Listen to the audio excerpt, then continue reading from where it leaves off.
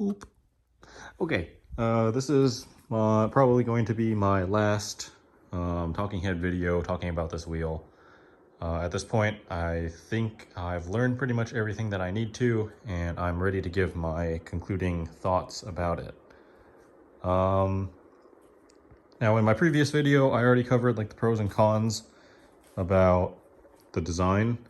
I'm probably going to, I'll just go over like, now that I have more mileage on it, I'll give some of my closing thoughts on it, especially now that I'm a little bit more in tune with the wheel. As a very, very quick 30-second summary here, would I recommend this wheel to pretty much anybody else? Probably not.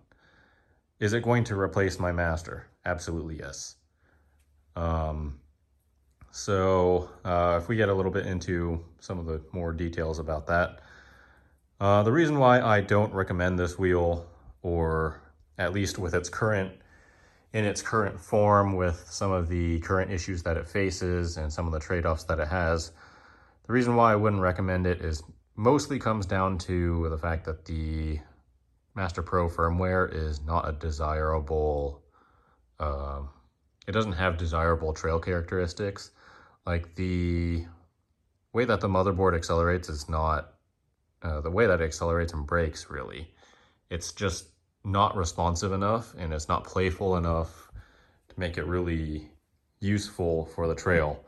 A lot of times you're managing, or the way that I've managed to handle it is I've basically gone the route of using more momentum, not really relying on instantaneous wheel torque. It's more of like you have to flow with the wheel a lot more rather than brute force your way through certain things.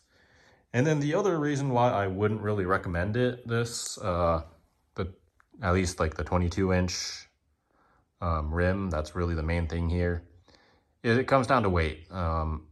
If a company wanted to actually build a trail wheel with a larger diameter tire like this, they need to come up with a way to make the rim lighter.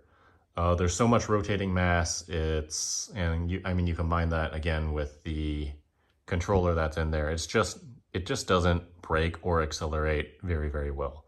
You can manage it, you can learn it, yes, but it's significantly more effort than any other like 20-inch wheel on the market. And then the other thing is that this is actually a pro of the wheel, but it's also only a situational pro. With the increased tire diameter, one of the pros that I said is that you get all of this clearance down to the pedal. Like, there's so much clearance here. And that's wonderful if you're on a trail that demands that type of clearance. But I feel like the majority of people that are out there riding trails, a lot of those trails that we're on are just not quite demanding to the degree that you need that level of clearance.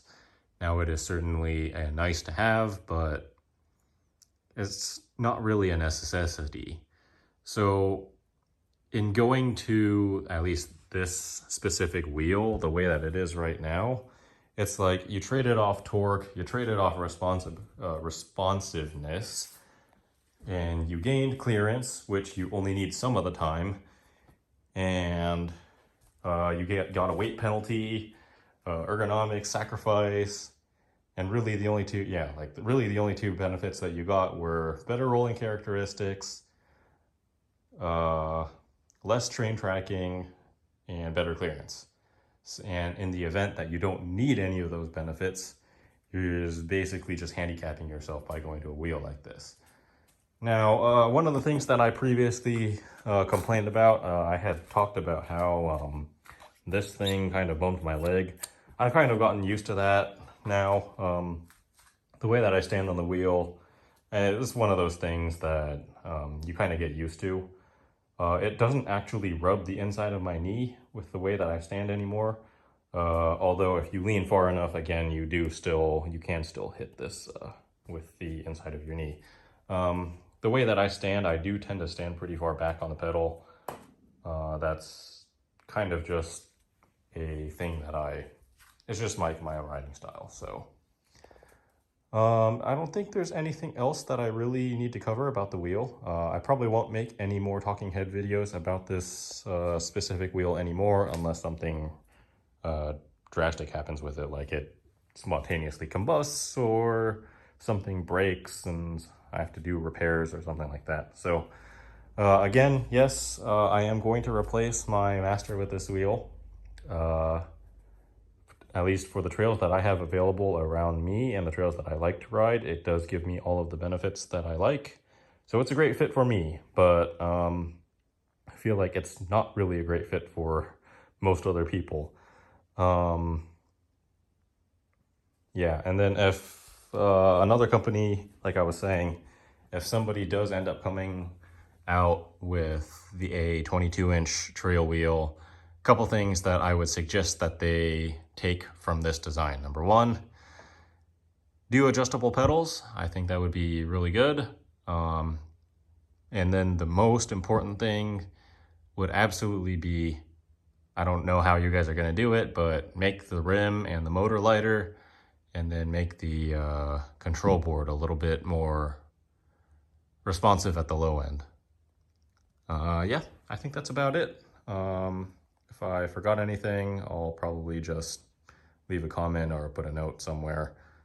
Other than that, thanks for watching. Yeah, I'll catch you guys next time.